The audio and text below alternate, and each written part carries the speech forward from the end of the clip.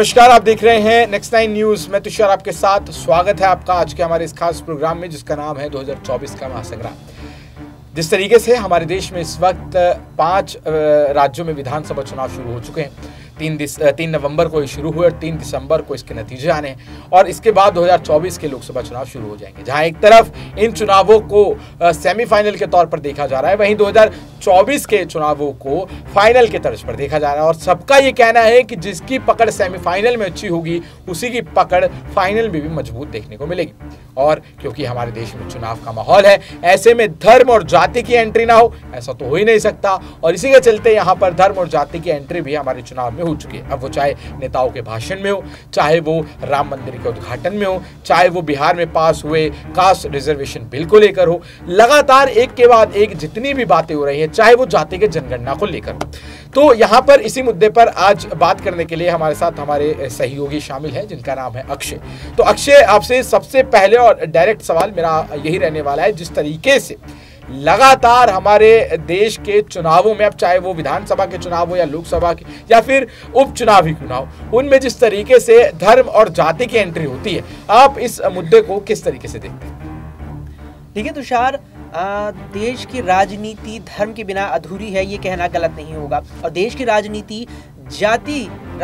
जाति आधारित राजनीति के बिना अधूरी है ये भी कहना गलत नहीं होगा। क्योंकि जिस तरह से हमने यहाँ पर आज देखा बिहार विधानसभा में, बिहार की जो राज्य सरकार है नीतीश कुमार और तेजस्वी यादव की, इनके द्वारा जिस तरह से यहाँ विधानसभा में बिल पेश किया गया और बिल पास भी हुआ है पूर्ण बहुमत के साथ, उसमें 50% से बढ़ाकर जिस तरह से आपने जिक्र किया कि 65% जो है आरक्षण अब कर दिया गया है। देखिए यहाँ पर सबसे पहले तो हमें समझना होगा कि जो आरक्षण है वो 65 नहीं 75% हुआ है। 75 दरअसल इस तरह हुआ है कि 50% जब आरक्षण था तो जो 50% आरक्षण था वो यहाँ पर ओबीसी, एससी, एसटी जातियों के लिए था, जिसमें से अलग से 10% आरक्षण ईडब्ल्यूएस कोटे के लिए था, यानी कि उन लोगों के लिए जिनकी जो आर्थिक आय है, जिनकी जो क्या कहते हैं सालाना आय है वो कम है, यानी कि 10% आरक्षण उन लोगों को दिया जाता था। तो इस लिहाज से 60% आरक्षण होता था, जो अब 75 पहुंच गया, यानी कि 65 जाति के आधार पर होगा और 10% आरक्षण जो होगा वो यहाँ आर्थिक स्थिति के आधार पर होने वाला है। इसके अलावा जिस तरह से यहाँ पर आपने पूछा कि धर्म के बिना या जाति के बिना अधूरी, तो देखिए साफ तौर पर देखने को मिल सकता है कि लोकसभा चुनाव अब दहलीज पर खड़े हैं यहाँ पर देश की,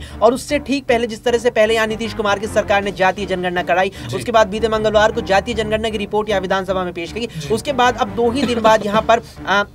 जो आंकड़े हैं यहाँ पर, और उसके बाद यहाँ पर 2 ही दिन यानी कि आज जिस तरह से गुरुवार को हमें देखने को मिला यहाँ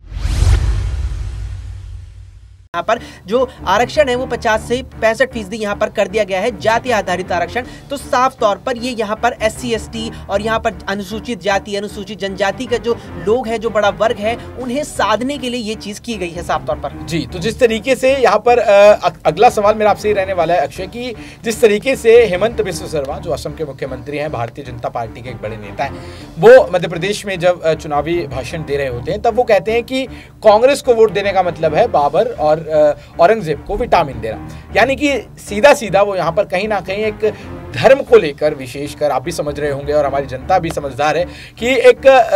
खास धर्म को लेकर वो एक टिप्पणी करते हुए नजर आते हैं। और लगातार ये सिर्फ हम एक नेता की बात करें, अगर हम भारतीय जनता पार्टी के तमाम और नेताओं की बात करें तो उनके भाषणों में, उनकी राजनीति में ये झलकता है कि वो कहीं ना कहीं हिंदुत्ववादी राजनीति जो है उसको देश में बढ़ावा दे रहे हैं, और कहीं ना कहीं कांग्रेस को लेकर वो इस तरीके से एक पिक्चर बना रहे हैं जनता के बीच, इस तरीके के नैरेटिव सेट कर रहे हैं कि कांग्रेस मतलब आतंकवाद को बढ़ावा देना, कांग्रेस मतलब एक तरीके से एक खास संप्रदाय को बढ़ावा देना। तो कहीं ना कहीं ये जो पूरा का पूरा एक खेल यहाँ पर भारतीय जनता पार्टी के लिए, जिस पर आरोप भी लगते रहते हैं, लगातार ओपोजिशन पार्टी आरोप लगाती रहती है कि ये देश में नफरत की भावना भड़का रहे हैं धर्म के नाम पर, ये देश को बांट देना चाहते हैं, देश को तोड़ देना चाहते हैं। तो आपको क्या लगता है जिस तरीके से भारतीय जनता पार्टी पर ये तमाम आरोप धर्म को लेकर लगते हैं कि वो धर्म की राजनीति करती है, वो धर्म पर ही अपनी राजनीति को उसने टिकाया और धर्म के नाम पर ही वो अभी तक जीतती है, क्या ये सब सच है?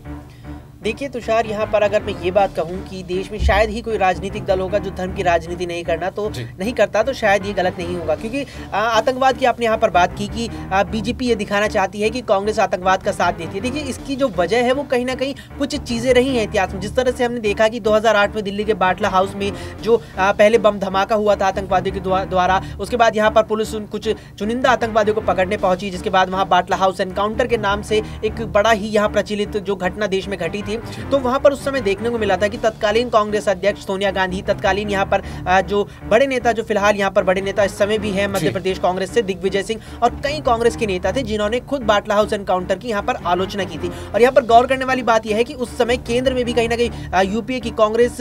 शासित यहाँ पर यूपीए की सरकार थी, और उस समय दिल्ली में भी यहाँ पर कांग्रेस की ही सरकार थी। बावजूद इसके यहाँ पर पुलिस की जो प्रक्रिया थी उस पर सवाल उठाए गए थे। तो इस तरह की कुछ चीजें इतिहास में रही है जो कहीं ना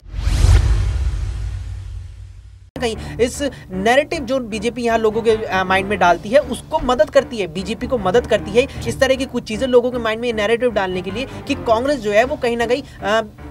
देश विरोधी गतिविधियों का साथ देती है, और कहीं ना कहीं हिंदू विरोधी भी कहीं ना कहीं कांग्रेस है जी। और जिस तरीके से लगातार यहाँ पर अक्षय ने बताया कि कैसे कहीं ना कहीं इतिहास में ऐसे कुछ इंसिडेंट्स हुए हैं जिसको लेकर बीजेपी हमेशा से ये मुद्दे उठाते आई है। आपको बता दें दर्शकों, जिस तरीके से हमारे देश में हम लगभग देखते रहते हैं कि एक तरफ जहाँ बेरोजगारी का मुद्दा है, एक तरफ जहाँ महंगाई का मुद्दा है, एक तरफ जहाँ बात कर लें रोजगार का मुद्दा है, बाकी और तमाम जितने मुद्दे हैं जो सीधा सीधा जनता से जुड़े। अक्षय से भी मेरा अगला सवाल यही रहने वाला है कि वो मुद्दे जो जनता से सीधे जुड़े, बेसिक नीड्स की हम बात करते हैं, मूलभूत आवश्यकताओं की बात करते हैं, रोटी कपड़ा मकान, बच्चे की स्कूल की फीस, महंगाई, बेरोजगारी, इन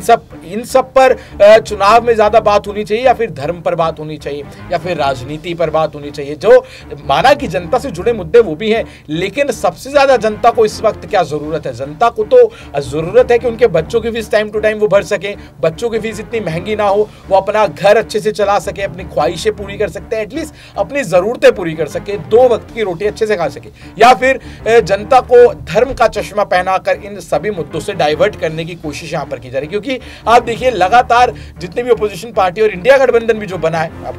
है या टूट रहा है वो तो खैर आगे आने वाले वक्त में पता चलेगा, लेकिन इंडिया गठबंधन भी हमेशा से यह बात उठाता है कि भारतीय जनता पार्टी धर्म का चश्मा पहनाकर विकास की राजनीति को छुपा देती है, और जो जिस मुद्दे पर राजनीति होनी चाहिए, जो डायरेक्टली इंसान से जुड़े हैं, जनता से जुड़े हैं, आम आदमी से जुड़े हैं, उस पर बात नहीं करके ऊल फिजूल की बातें करती नजर आती है। तो आपको क्या लगता है कि चुनाव में किस तरीके के भाषणों पर ज्यादा जनता को सोचना चाहिए और किस पर नहीं?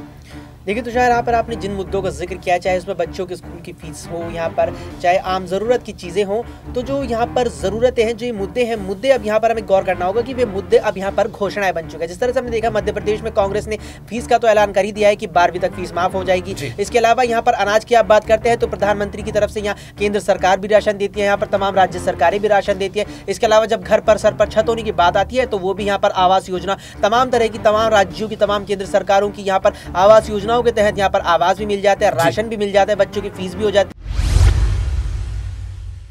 है। और इसके अलावा बिजली का बिल का जब सबसे बड़ी बात आती है तो दिल्ली में उदाहरण देखने को मिलता है, बिल माफ हो जाता है। तो मुद्दे कहाँ रह गए? मुद्दे तो अब यहाँ घोषणाएं बन गई हैं। अब जब मुद्दे घोषणाएं बन गए तो मुद्दे क्या बचते हैं? मुद्दे यही बचते हैं कि मंदिर और मस्जिद पर आएंगे, धर्म के आधार पर राजनीति करेंगे और उसी के बिना पर यहाँ सरकार बनाएंगे। तो क्या धर्म पर राजनीति करना ठीक है? बताइए।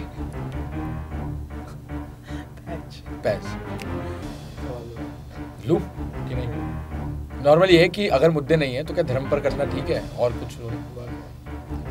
तो अक्षय, जिस तरीके से आपने कहा कि मुद्दे हैं वो घोषणाएं बन चुके हैं और अब मुद्दा सिर्फ धर्म रह गया, तो आपको क्या लगता है कि क्या अब सिर्फ आगे की जो राजनीति होगी वो धर्म पर ही होगी?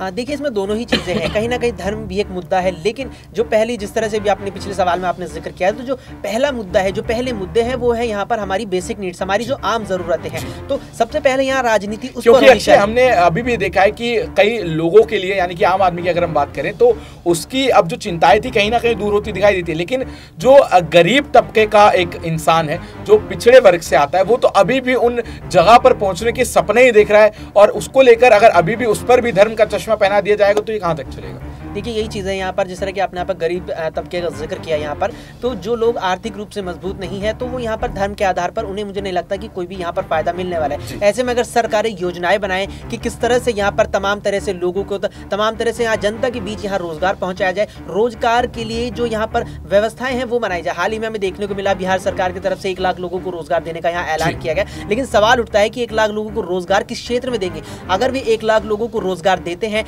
तो वे 1 लाख लोग क्या इतना पैसा पैसा बना पाएंगे कि उसी पैसे से उन लोगों को फिर यहाँ पर जो है जो उनकी तनख्वाह होती है वो दी जाएगी। तो यहाँ पर सबसे पहले जो राजनीति है वो बिल्कुल जो आम ज़रूरतें होती हैं उनके मुद्दों पर होनी चाहिए। उसके बाद कहीं ना कहीं आप धर्म और संस्कृति से जुड़ी चीज़ों पर आप विचार विमर्श कर सकते हैं। जी, सबसे पहले राजनीति होनी चाहिए इंसान के सीधा उनसे जुड़ने वाले मुद्दों पर, और ये भी देखा जाना चाहिए कि जो घोषणाएं हो रही हैं वो सिर्फ घोषणाएं तो नहीं हो रही है, उन पर काम किया जा रहा है कि नहीं। अगर 1 लाख नौकरियां आप देने का वादा कर रहे हैं तो वो 1 लाख नौकरियां दी भी जा रही हैं या नहीं, ये भी एक बहुत ही अहम मुद्दा यहाँ पर दर्शकों को मायने रखता है। लेकिन